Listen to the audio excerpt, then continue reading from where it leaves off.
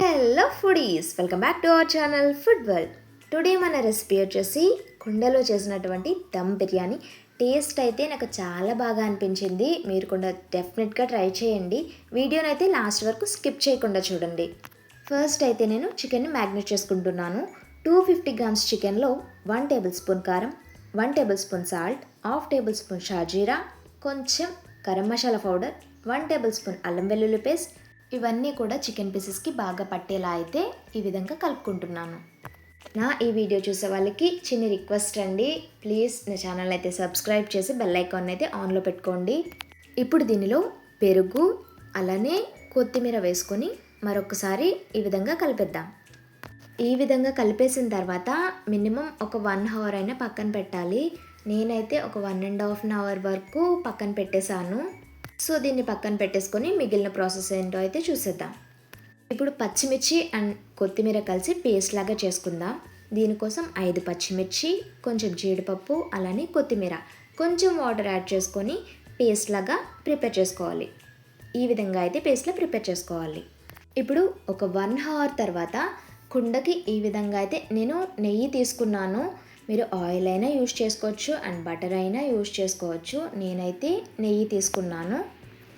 ఇప్పుడు నెయ్యి అయితే కాగిన తర్వాత దీనిలో చెక్క, 5 లవంగాలు, అనాస పువ్వు, మరాఠీ మొగ్గ, బిర్యానీ ఆకు అలానే లాలిక్కాయలు ఇవన్నీ కూడా వేసి బాగా కలపాలి.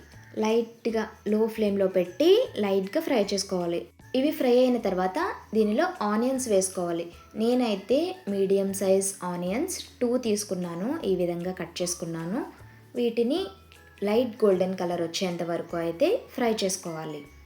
ఇవి ఫ్రై అవ్వడానికి ఒక 5 మినిట్స్ అయితే పడుతుంది. ఈలోపు మనం బియ్యం నానబెట్టుకుందాం. నేను 250 గ్రామ్స్ చికెన్ తీసుకున్నాను కదా, దానికి ఈ గ్లాస్తో 1.5 గ్లాస్ అయితే బాస్మతి రైస్ తీసుకుంటున్నాను. ఈ రైస్ని 2 టైమ్స్ వాష్ చేసుకుని ఈ విధంగా వాటర్ పోసి అయితే నానబెట్టుకోవాలి. ఓకే, ఆనియన్స్ అయితే ఫ్రై అయిపోయాయి.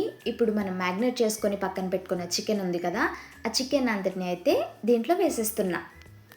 ఈ విధంగా చికెన్ అంతటిని కూడా ఈ కుండలో వేసేసి ఆనియన్స్ అలానే చికెన్ బాగా కలిసేటట్టు కలిపేసుకోవాలి. వీడియోనైతే ఎక్కడ స్కిప్ చేయకండి, ఇంగ్రీడియంట్స్ మిస్ అవుతాయి. అలానే మన ఛానల్ని అయితే సబ్స్క్రైబ్ చేయడం మాత్రం అస్సలు మర్చిపోవద్దు. ఈ విధంగా కలిపేసిన తర్వాత ఒక 10 మినిట్స్ అయితే మూత పెట్టేసి అలా ఉంచేసేయాలి. ఇప్పుడు రైస్ కుక్ చేసుకుందాం. మనం ఏ గ్లాస్తో అయితే రైస్ తీసుకున్నామో దాంతోనే 4 గ్లాసెస్ వరకు వాటర్ తీసుకుంటున్నాను నేను. ఈ విధంగా వాటర్ తీసుకున్న తర్వాత స్టవ్ ఆన్ చేసుకొని 2 మరాఠీ మొగ్గ, అనాస పువ్వు 1 విడ తీసుకున్నది, అలానే బిర్యానీ ఆకు, యాలకులు 5, బిర్యానీ కాయ అంటారు కదా అది చిన్నది, అలానే లవంగాలు, కొత్తిమీర, కొంచెం షాజీరా, 1 టేబుల్ స్పూన్ నెయ్యి వేసుకొని దీన్నైతే బాగా మరగనివ్వాలి. ఒక 5 మినిట్స్ తర్వాత ఈ విధంగా అయితే మరుగుతుంటుంది. ఈ టైంలో 1 టేబుల్ స్పూన్ అల్లం వెల్లుల్లి పేస్ట్, అలానే 1 టేబుల్ స్పూన్ కొత్తిమీర అలానే పచ్చిమిర్చి పేస్ట్ చేసుకున్నాం కదా, ఆ పేస్ట్ అయితే వేసుకోవాలి. అలానే రుచికి సరిపడా ఉప్పు, నేనైతే కల్లుప్పు తీసుకుంటున్నాను. సాల్ట్ అయినా తీసుకోవచ్చు, కానీ కల్లుప్పు వేసుకుంటే బెటర్. ఇవి వేసుకున్న తర్వాత ఒక 2 మినిట్స్ మరగనిచ్చి రైస్ని అయితే దీంట్లో వేసేసుకోవాలి. ఈ విధంగా రైస్ వేసుకున్న తర్వాత రైస్ ఒక 70% కుక్ అయితే సరిపోతుంది. ఇంకా ఎక్కువ బాయిల్ చేసినా బాగోదు. మ్యాక్సిమం 70% కుక్ అయితే సరిపోతుంది. 70% కుక్ అయిన తర్వాత అయితే స్ట్రెయినర్ యూస్ చేసి వాటర్ అంతా రిమూవ్ చేసేయాలి. ఇప్పుడు చికెన్ దగ్గరికి అయితే వెళ్ళిపోదాం. అబ్బా, చికెన్ అయితే భలే స్మెల్ వస్తుందండి. ఇప్పుడు మనం గ్రైండ్ చేసి పక్కన పెట్టుకున్న కొత్తిమీర అలానే పచ్చిమిర్చి పేస్ట్ ఉంది కదా, ఆ పేస్ట్ని అయితే దీంట్లో వేసుకుంటున్నాను నేను. ఈ విధంగా వేసుకున్న తర్వాత దీని అంతటిని కూడా ఒకసారి బాగా కలిపేసి ఒక 15 మినిట్స్ వరకు దీన్ని ఫ్రై అవ్వనివ్వాలి. 15 మినిట్స్ ఫ్రై అయిన తర్వాత ఈ కలర్ అంతా కూడా చేంజ్ అయిపోతుంది. రెడ్ కలర్లోకి అయితే వచ్చేస్తుంది మనకి. సో ఒక 15 మినిట్స్ అయితే దీన్ని ఫ్రై చేస్తున్నాను. ఓకే, రైస్ అయితే స్ట్రైనర్తో వాటర్ అంతా రిమూవ్ చేసేసి పక్కన అయితే పెట్టేశాను ఈ విధంగా. ఇప్పుడు ఒక 15 మినిట్స్ తర్వాత ఈ చికెన్ అంతా చూడండి భలేగా ఫ్రై అయిపోయింది. స్మెల్ కూడా చాలా బాగా వస్తుంది. ఇప్పుడు దీనిలో కొంచెం మెంతాకు అలానే కరివేపాకు అలానే కొత్తిమీర వేసేసి ఒక్కసారి బాగా కలిపేస్తున్నాను. ఈ విధంగా బాగా కలిపేసిన తర్వాత రైస్ని అయితే లేయర్స్ లాగా వేసేసుకుందాం. అలానే ఈ టైంలో కొంచెం మిల్క్ తీసుకొని దాంట్లో కొంచెం పసుపు యాడ్ చేసుకొని పక్కనైతే పెట్టేసుకోండి లేయర్స్ పైన వేసుకోవటానికి.